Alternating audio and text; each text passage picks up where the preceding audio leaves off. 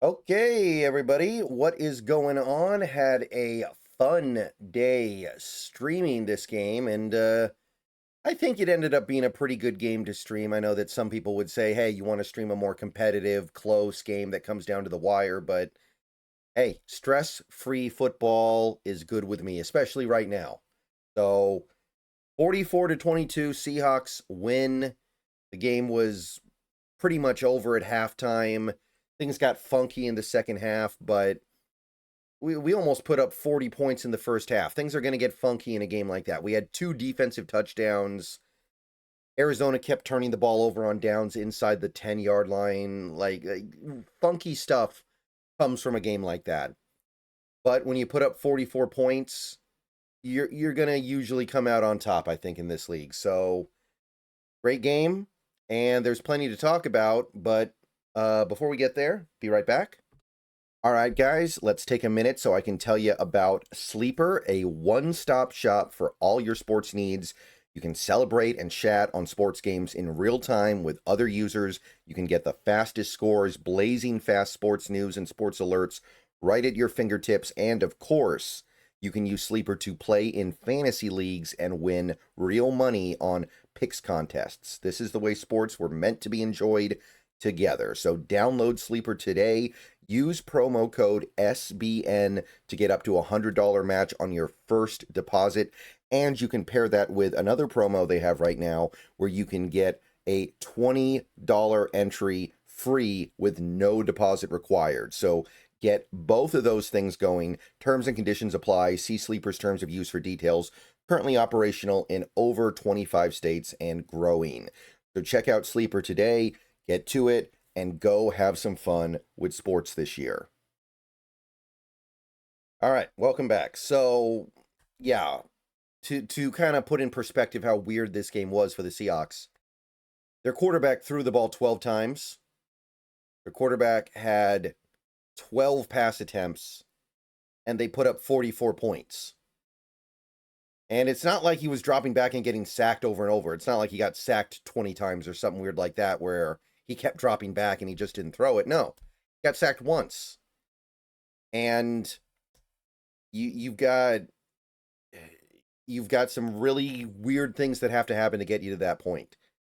Also weird, Seattle actually ran the ball for 200 yards in this game. I don't think that's happened all year.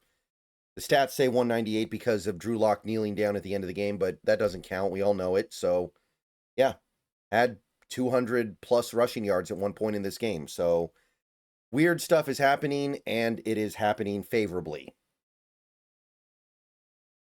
So what are we really going to talk about? Are we going to talk about this defense, which I thought pitched a remarkably good game? And I understand Arizona's offense. They're a long way from great, but it's still an NFL offense. And Arizona scored 15 points on drives that started in the red zone. Right? They got the ball on a couple turnovers. They got the ball at the 4-yard line one time. They got the ball at like the 19 once, and they scored touchdowns on both drives. But realistically, when they actually had to earn it, they moved the ball a little bit, but we stiffened up every time. Every time we made them work for it, they were unable to finish the job. So I'm looking at all the pressure we got early. I know late in the game we didn't get a lot of pressure, but Brissett was under duress constantly in that first half. 5 sacks, all kinds of quarterback hits. Tyrese Knight with the game of his life. Randomly decides to be an injury replacement for Ernest Jones, and he just goes off like that. 2 of the best plays of his career. DeMarcus Lawrence, of course.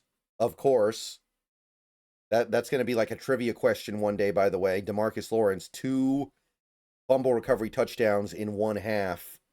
Does not happen often. Does not happen often, people. Run defense was great until Arizona had a 55-yard running garbage time. You take that play away, Arizona couldn't run the ball at all. We were ice cold in short yardage. Arizona kept trying to pick up short yardage runs, and they had almost no success whatsoever. Just a remarkable game from this defense. We'll go further into it, but I want to tell you guys about something pretty cool here. Back in 30. Hey everybody, Seahawks Brendan Nelson here to show you some really cool steel art for the 50th anniversary of the Seahawks and a Mariners medallion too, like the ones pictured above my head. My dad, aka Metal Hawk, has met over 300 Seahawks, dozens of Mariners, and some Sonics in his time, and now he's making unique steel art, special edition, and it can be yours for a donation directly to Fans for Good. Click the Facebook link down below for complete instructions. Back to the video. Welcome back. So, my favorite part of this game, I don't want to say it was my favorite part, but one of the things that really stood out, I thought the secondary was amazing. I know they didn't have any interceptions, but Jacoby Brissett is not a heavy interception kind of guy. Jacoby Brissett doesn't throw a lot of picks. And this Seahawks team was getting their hands on the ball constantly defensively. 10 passes batted down. Eamon Warrior alone had 4. I think Woolen had 2. I think Okada had 1. Like so many batted passes.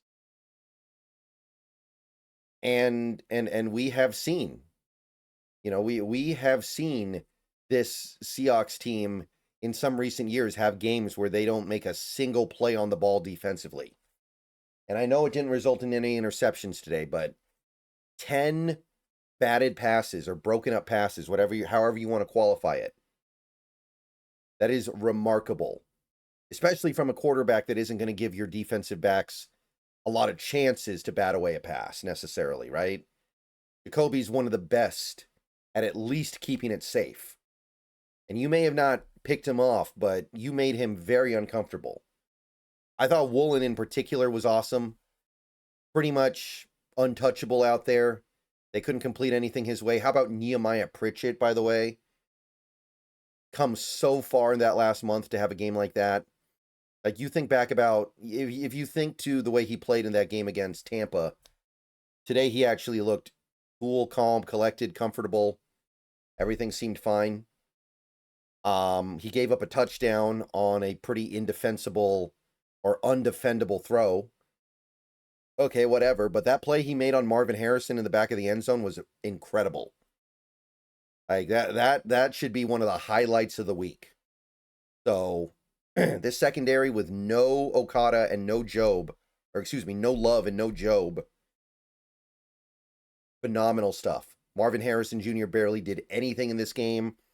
The only thing Arizona really did well today was get the ball to Trey McBride, and even that, you forced them to work for that, even there. Tackling, for the most part, was good. There were a few missed tackles here and there, but nothing that you wouldn't expect to come up in the course of a regular NFL game. Just a really, really special unit playing really, really good right now, and I am kind of sad that they gave up points on cheap drives that started inside the 20-yard line, because it's going to mess up the stats a little bit. But I know what I saw out there. I saw a defense that no offense in this league wants to mess with right now, and with the injuries that we have, with the issues that we have with some of these starting players, these key players, for them to not miss a beat today, pretty much. It feels real good going into this Rams game that you have a unit that can stick it together like this. So, huge shout out to the defense. So many awesome plays, so many awesome moments. Love seeing Tyrese Knight play that well. I don't know how useful it's going to be for the rest of the year, because we seem to feel like he's too much of a coverage liability to play Will, but hey, we gave him a game at Mike with Ernest Jones out, and he made monster play after monster play, and I mean, what else can you ask for from a guy like that? Offense, again, it's just weird, right? It's just weird when you have a game where you blink and it's 28-0.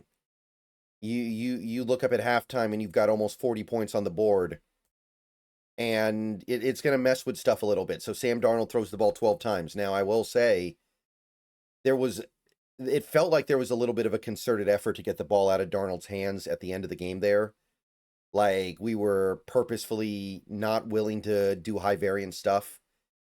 I think he threw one pass in pseudo garbage time to JSN. Other than that, it was just run, run, run, run, run. I do wonder if they looked at the turnovers and just felt like they needed to keep things simple, because turnovers were the only way we were going to actually lose control of that game. But again, when you go up that quickly, when you score that much that fast, when you got 38-7 at halftime, funky things happen.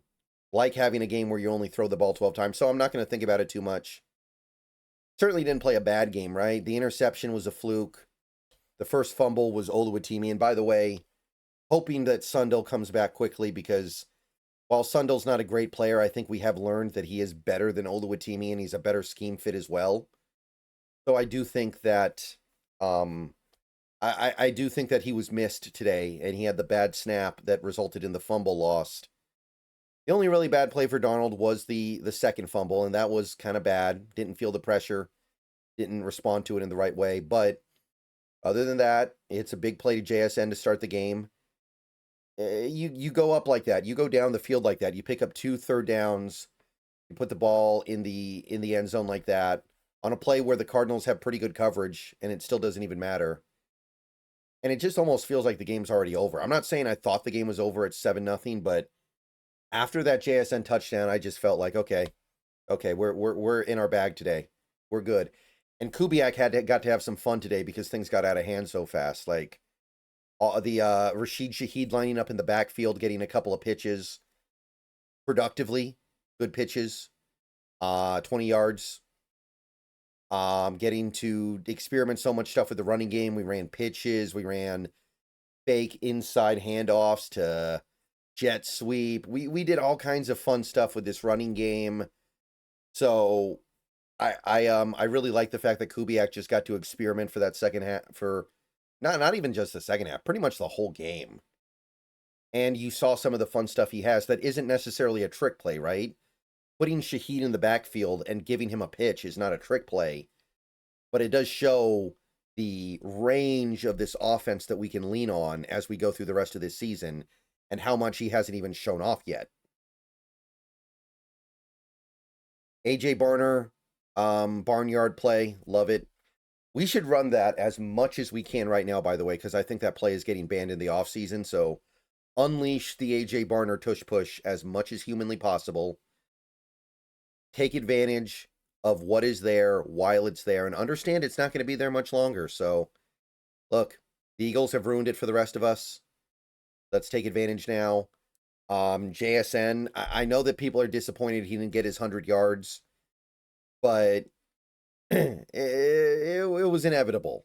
It was inevitable in this offense that likes to run the ball this much after getting Shaheed that he was going to lose the streak. And it makes sense that you lose the streak in a game like this where you only throw the ball 12 times. Obviously, he was still by far the focal point of the passing attack. And you see how atypically dominant he is. Cooper Kupp got in there for a big play as well, but other than that, passing attack basically took the day off. A couple other guys had like one catch or something. Again, it's just the weird stuff that happens in a game like this, but offensive line was really good.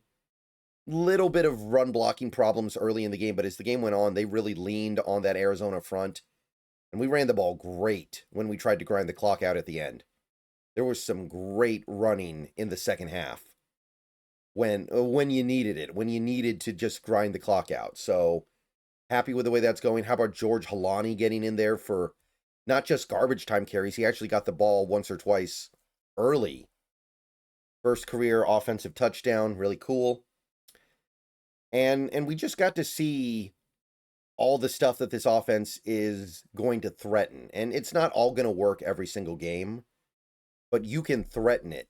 As a team, you can now say, hey, you might have Shaheed in the backfield. Shaheed might be in the backfield. He might get a pitch, and he might go the distance. He's got that kind of flavor to his offense now, and it's really cool to see. Offensive line pass protection, really good. There was one sack on Darnold, and it was a weird fluky strip sack anyway. Not necessarily even in a terrible play by Lucas. I think it was Lucas who gave up the sack. But so little pressure on Darnold overall. And, man, it is... Overall, I think the big picture here is, I spent all this time talking about the little minutia of the game. You had a good game from Jason Myers as well, by the way. Myers made his field goals, including a few that were not gimmies. So looking good there as well, liking what I see there. But I think that there's something bigger here. You look at the way this team played against the Saints this year. You look at the way this team played against the Commanders. You look at the way this team played in this game. It's the kind of dominance that we haven't seen since this team was making Super Bowl runs. These games, like, they would happen once in a while, but there was a extended period of time there where it always had to be dramatic and weird and come down to the last couple plays, and sometimes you'd come away from a game feeling like, man, how did we not win that game by 40 points? Or you'd lose a game and you'd feel like you had control the whole way. You never saw repeated dominance like this going back to the last time this team was a perennial Super Bowl contender. And even last year. And last year, there were steps in the right direction. I was happy with some of the stuff we saw, but this level of extreme dominance, it feels like it feels like a team that can compete for a Super Bowl. And I can't believe I'm saying that. I was not there in the offseason at all. I thought this was going to be a good team, but I thought we were going to see a clear difference between this team and a team like the Eagles, a team like maybe the Rams, a team like the well, I don't want to. I don't know. It wasn't a great year for teams that were looking like they were going to be super dominant this year, but the Ravens, when it looked like the Ravens were going to be good, I thought that there was going to be a clear tier 3 type or tier 2 type situation. It's not. There is no team in the NFL that looks definitively better than Seattle. There isn't.